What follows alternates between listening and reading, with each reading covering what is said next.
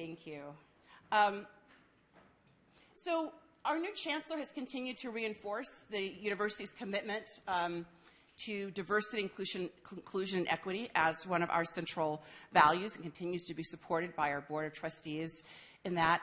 And I want to talk a little bit going back 10 years to where I started and where I came into the work, which was a challenge and the charge. And some of you have heard me talk about this before, but I've spent a lot of time trying to figure out why universities, which are, as sectors of our economy go, one of the most, we would consider ourselves to be one of the most progressive, compared to sort of the military or corporate America, right? People think that this is kind of, progressive place, and yet we are far behind all the other sectors in terms of diversity, inclusion, and equity work. We're behind government, we're behind corporate America, and yes, we're behind the military in terms of our achievements. So I'd like to really try to think about why would that be the case that a sector, higher ed, that considers ourselves and prides ourselves on our very progressive, diverse values, lags behind all the other sectors.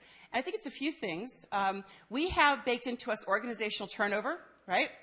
Our ideal, our aspiration is to turn over our quote unquote customer base, our workforce, every 2 to 4 years, right? Or if you're a doctoral student, every 5 years. That's baked into what we do. Other institutions don't have that specific challenge. Decentralization, we know that's in our DNA, right? Our chancellor sets our vision, but our schools really, and the other academic units and our other departments and units really are where a lot of our sort of daily action is. Shared governance, right? It also means that a lot of the key decisions that get made, especially about faculty hiring, faculty promotion, our curriculum, a lot of what our students experience, that's in the province of the faculty, right? Not only can the chancellor and the provost and the deans and me not tell our colleagues what to do, but what would happen if we did tell them what to do? Aaron? They would do the opposite, right? As a faculty member for 30 years, if the dean told me what to do, I would do the opposite, just to remind her that she can't tell me what to do. Academic freedom, right? It's a core principle. And if you have questions about this, come back at some point and ask me about them, because I have definite thoughts about this. I'm a diehard faculty member. Academic freedom is the core of what we do, but it presents challenges, right? That means that we, as faculty members, can do things that would get people fired or demoted or suspended in any other workplace. Tradition. We say that we are progressive, and what do? Twice a year? We dress up like medieval monks, right? The tradition is baked into our DNA, and tradition does not resonate well with diversity, inclusion, and equity values. Non-traditional management paths. How did I become a senior manager and leader? I don't know, about 10 years ago, someone said to me, "You're smart, you have an endowed chair, you've got some skills, why don't you come and lead a unit?" That's not the way that any other sector works promotions. By the time you got to my position, people would have had years of training in leadership and in management. And that means we're surrounded by people who are very, very smart and very, very well-intentioned, but do not have the basic training about how to lead a culture of change. And finally, resources. About the same time that diversity, equity, and inclusion became values across higher ed was the same time that universities were beginning to shrink our resources because of economic constraints. So for all of these reasons, I think, it's not just that we're not bad people, we're not ill-intentioned, but there's some specific things that are baked into the DNA of universities that make diversity, equity, and inclusion work. They're values, but they're hard to implement. So we are not what we would call a mature university, right? We have not been doing this for generations, like Michigan and Wisconsin. We're also not a first-generation institution. When we began the work, I'd say that we were an institution that was transitioning, right? Coming into the work and learning from our peers about what they had done. And now we're moving into a new role, which I would call a new leader, in which we're really known for sort of best practices and pioneering work. So, making change or to the barricades. And I thought this would tickle you, Nicole, because you always hear me say this joking in private. So here it is in a PowerPoint. She knows one of my favorite musicals is Les Miserables, so that's the joke. So what was our strategy that might distinguish us from our peers? So one was organizational dynamics and org chart alignment. In almost every other sector, you would take, you'd have someone akin to a chief diversity officer or someone senior advising the head of the organization. But because we are decentralized, right? That means that a lot of the decision-making that's happening that's affecting diversity and inclusion is not necessarily being made by the chancellor who's setting the values. Instead, it's being made sort of on the front lines, if you will. So we decided to sort of bake diversity and inclusion leadership into the organizational structure. In addition, for a lot of chief diversity officers, a lot of the work that they do is compliance work, right? They function akin to my colleagues at the EPA or the SEC, and there's a lot of reporting and there's a lot of sort of adherence that people have to do. But when I started the work, I said, you know, if I'd wanted to be that kind of consultant, you know, I would have gone to work for the EPA or the SEC or something. But I'm more sort of on the private side of the law, so I was more interested in this as consulting, right? Thinking about schools and people as clients rather than people who report to me, people who I work with, and asking them, what are your goals and how can I help you get there? And I'm going to come back to that in a few minutes. And then the other one, this is the part I think that's the most radical, but again, perhaps the most obvious, was what we're calling the three-legged stool, right? If we think about the university, we typically think about faculty, staff, and students, right? And for a lot of universities, they've tried to find one person and task that one person with meeting the needs of all three of those constituents. But it turns out, as we all know, those constituents have very different needs, right? Faculty need to get through a path to tenure, or if they're contingent faculty, they need very, very specific targeted resources. If they are students, you know, we know the very acute needs that they have and the very short time frame that they have. And staff can largely be invisible in the work of the university. So we ended up sort of parsing it out into my doing deep work with faculty, Nicole Hudson doing the work of culture and climate change and also being an advocate for staff, and the Center for Diversity and Inclusion, and our new colleague Mark Kamamura, really focusing on the students. And just really quickly, these are some of the innovations we've been making. I'm just trying to keep myself on time here. So CDI and the work of the Academy. Another strategy that we took was trying to democratize diversity. And this was the work of my colleague, Leah Merrifield, who came up with the idea that we would have diversity inclusion grants. And how many of you ever in this room received or benefited from a diversity inclusion grant? So I know Julia did, Cheryl did, you did, right? And this took the resources that we had, the significant resources that we had, and we gave them to people who were in the academic front lines and who said, I have an idea. I have an idea about how I think I can change and move the work of diversity, inclusion, and equity forward. And we gave them the money to do that. And what that did is it really empowered people, and it got people invested in the work. We also did we introduced what I'm calling triangulation. And this is the role that I sometimes play in faculty hiring, which is a modest role but an important role. The way that faculty hiring works is it can take an entire academic year, right? So we start off in July and we post ads and everything, and then we interview people, and then sometimes it can be as late as February or March before we extend them offers, and if they're not the first person to whom we extend an offer, it can be even later than that. And what that does, not surprisingly, is that can put a lot of people off. Imagine a hiring process that took an entire year. And meanwhile, you're getting lots and lots of other offers, and what you're experiencing is a sort of a black hole.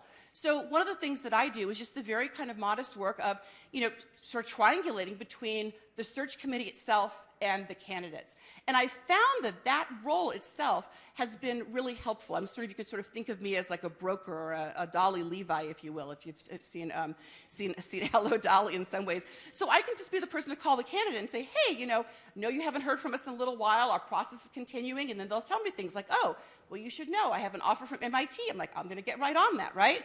It's a really, really small role, but it can be an important role in helping the process. Interrupting isolation.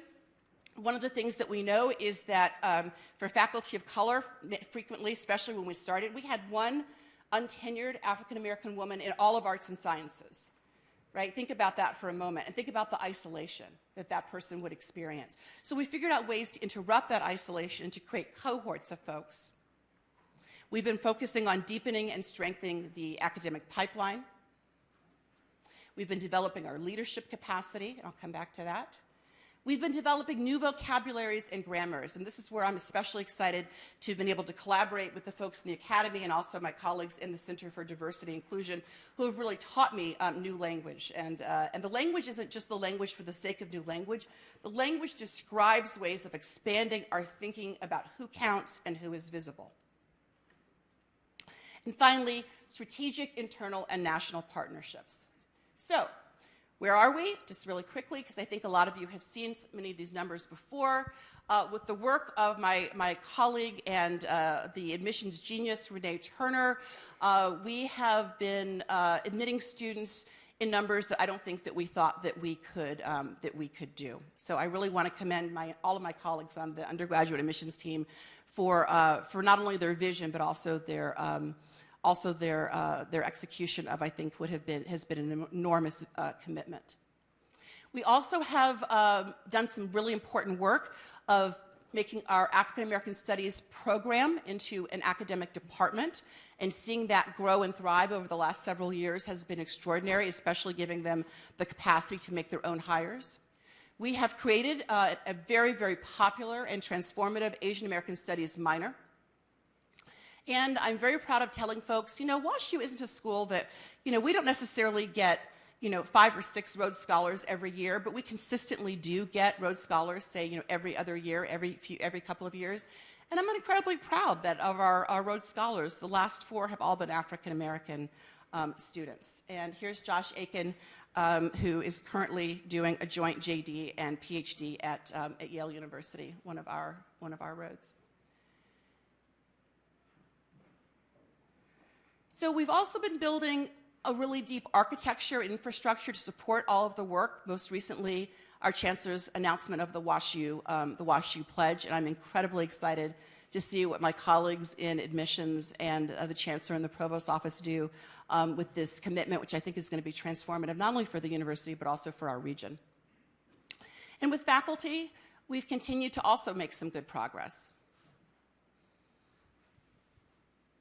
The key here to increasing these numbers has been not just active recruitment, but also retention. And as hard as recruitment is, retention is exponentially more difficult. Of the underrepresented racial and ethnic minorities who we've invited to campus, we've hired a third of them. We've made offers to half of them, and we've actually hired a third of them. And we've also done something that I think we thought we couldn't do, but we have. We have made incredible progress in the face of our senior leadership team. Our university council, the Chancellor's cabinet, is now half women. The Chancellor's personal cabinet is now a majority women.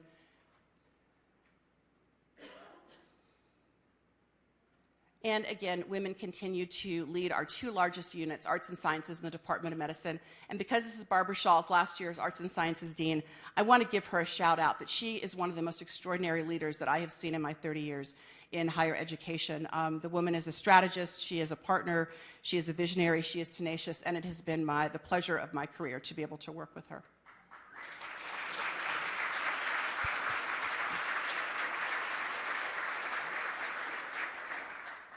And we have had our first 2 women provosts, my colleague from the law school, who has been our exceptional interim provost this year, Marion Crane.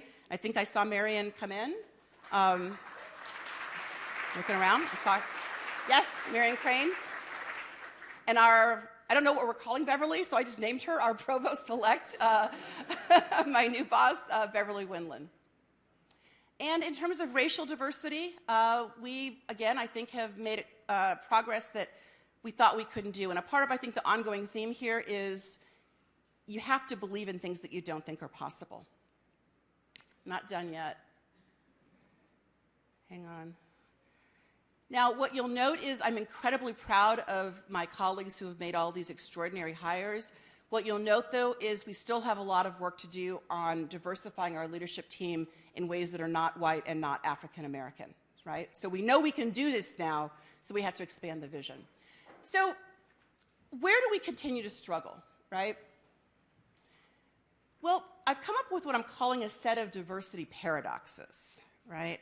This is maybe part 2 of the memoir of the things that maybe keep me up at night a little bit, or the things that make me wonder how far we can push all of this without developing some new strategies. So one is that, as I said, universities are invested in being viewed as progressive, but are among the most conservative institutions. And that fundamentally has not changed. All the work that we're doing does not change the fundamental infrastructure and architecture of universities.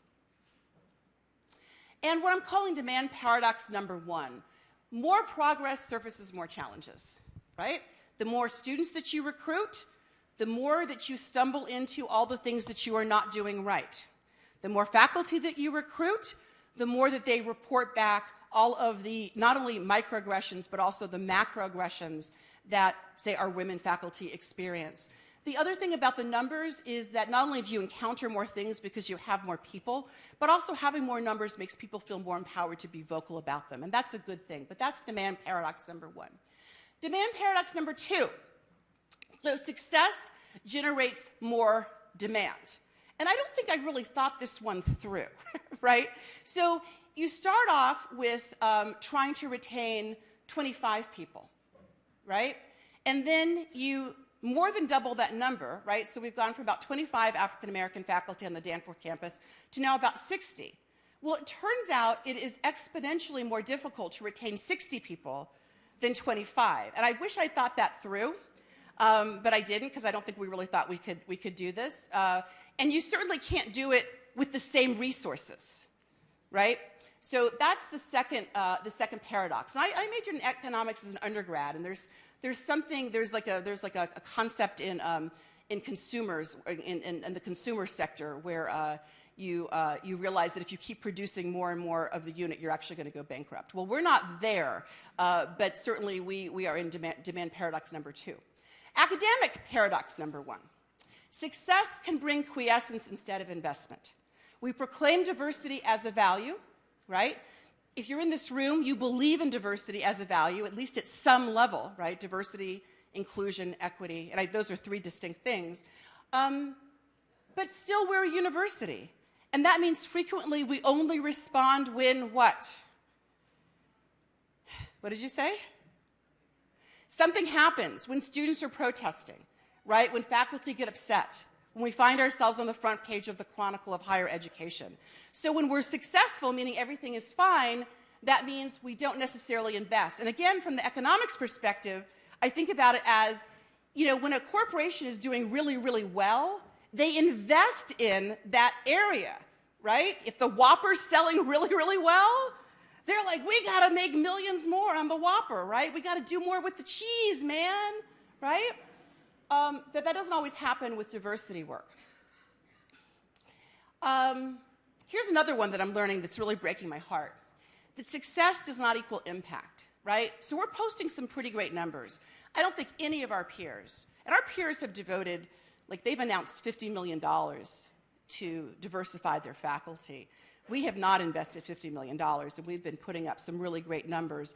But that impact is not necessarily felt for the students, right? It's heartbreaking for me when I talk to students, and I can say to them, hey, we've increased the African-American faculty, or we've increased our Black and Latinx faculty by 110%. And the students will look at me and say, I still haven't had a single Black or Latinx faculty member in my 4 years here, right? And I've been hearing more and more of that this year, and it's heartbreaking. So this is something else I've been thinking about. We can hold diversity as a value, right? We say we're committed to it. It's all over all the shiny brochures that we put out on the website. But that doesn't mean that as an institution we actually respect diversity as a strategy or as expertise, right? We don't always then believe that the people who are good at doing the work actually have expertise that we should be seeking and valuing. The limits of authenticity, and we're going to talk about this in the radical hospitality session with Jill Stratton and my friend Zach Romo over here. You all have heard about authentic leadership, right? Who has not heard the term authentic leadership in the last 5 years, right? You'd have to be in a cave someplace, right, without wireless access. So everyone talks about authentic leadership. What happens when people of color and women try to be authentic leaders? What happens? You're shaking your head, right? Should I hand you the microphone? We have to come to terms with the fact that our institutions are still built by and led by white men. Even when the faces aren't necessarily, those norms continue to govern the way that we interact. And so I've been, I was actually at, Marion, you'll appreciate this. I was at the AALS, Marion's in my professional association, the Association of American Law Schools, or the American Association of Law Schools, one of the two. And we were doing a session on women in leadership coaching, encouraging women to, law faculty members to become deans and pursue other kinds of paths to higher leadership. So I gave a little talk called Against Authenticity. Against authenticity, right? That perhaps success, the two goals of being able to be successful, and then the second goal, I'm wondering, because I feel like we're just like in a choir moment here, right? So I think that the twin goals would be success, that you need to get the work done, but the second goal would be self-care, right? And that, you know, authenticity makes people vulnerable in a way that may not be the best. So instead of authenticity, I'm talking about successful leadership and self-care in leadership. This one is also, I was confused for a while until I finally figured this one out. The old grammar is more comfortable. We've been talking about it. Aaron, I should have you create some new grammar for us. This is a prize-winning poet right here. The old grammar of diversity as institutional critique, of diversity as, how do I want to put this? Diversity almost as nihilism, like we don't believe we can do it, is more comfortable for us because we've had decades, if not centuries of it. Newer grammars of diversity as hope, diversity as empowerment, diversity as investment, diversity as strategy, diversity as expertise, these new grammars are not as comfortable for us. And I think this is my last one. The big leagues are tougher. You know, it used to be the case that we were testing some things, we were piloting some things, we were trying some things out, and we really weren't on the radar screens. But when you begin to be successful, and Anthony, you know this because, you know, you are constantly recruiting top athletes, right? When you begin to get on people's radar screens, right? So all of a sudden, not surprisingly, we're on the Ivy League's radar screen, right? We're on Stanford's radar screen. We're on Berkeley's radar screen. People are like, huh, WashU knows how to do this, right? So our first director of the Center for Diversity and Inclusion, Leah, how much time do I have? Okay, perfect. This is perfect. Our first director of our Center for Diversity and Inclusion, LaTanya Buck, who I helped to, with Rob Wild, I helped to chair that search. When Princeton was going through their troubling times, they did a search and they said, we need someone to come and help us figure out our own architecture of diversity and inclusion, and Princeton can hire, you know, anybody in the galaxy that they want to hire. They found that person here, right, at Washington University, right? And then, and Lori, I know Lori and I are like, you know, and then we hired, you know, we invested. Lori White, I have to give my colleague Lori White a shout out, because Lori, within your team, you have been deeply investing in the architecture, right? No, no, I learned from you. I learned from you. So Lori is a rock star at this. So Lori said, you know, we need to invest in this area. We need to heighten this position. So we're going to make it an associate vice chancellor. We're going to expand the portfolio and give it the influence and the resources that it needs. So we recruited another rock star, Emmeline de la Pena. And where is Emmeline now? Stanford. Mark, where's Mark? Is Mark here? Mark, so what you all don't know is I have Mark's children in my basement. So Mark's not going anywhere. No, Mark Kamamura,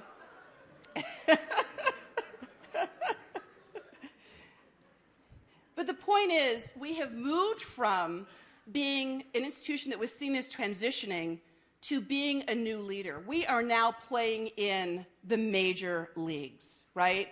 We are doing hand-to-hand combat with the Ivy Leagues and the Berkeleys and the Stanfords, right? With institutions that have, you know, I'm really happy with our $8 billion endowment. I think I wake up every morning grateful, right, that we are so well endowed because of the generosity of a lot of parents, a lot of donors, right? But $8 billion ain't $40 billion, right? And so we are doing hand-to-hand combat every single day to retain the exceptional people who we have hired. So we've gotten what we wanted, right? We're now playing in the big leagues. Am I using I'm never comfortable with sports metaphors here, but am I okay here? Okay. We're playing in the big leagues, but it turns out that is much more difficult, and we need new strategies. So these are the things that I have learned in the last 10 years, things that have made this. I've been teaching for 30 years, and I am a teacher. This was going to be my first year in 30 years that I didn't teach a class, my first year in 30 years. And then the law school came to me and said, we really need you to teach critical race theory for a weekend. I was like, I'm in. I'm in. It was a lot of fun. So I see myself first and foremost as a teacher. And in 30 years, the last 10 years have been the time of my life. I've been able to work with some of the most exceptional leaders and colleagues, and with people who are starting their careers. And Travis, I don't mean to offend you, because I know that you are not an entry-level professional, but compared to me, you know, you are, you know, people like you who are innovators and who teach me every single day, right?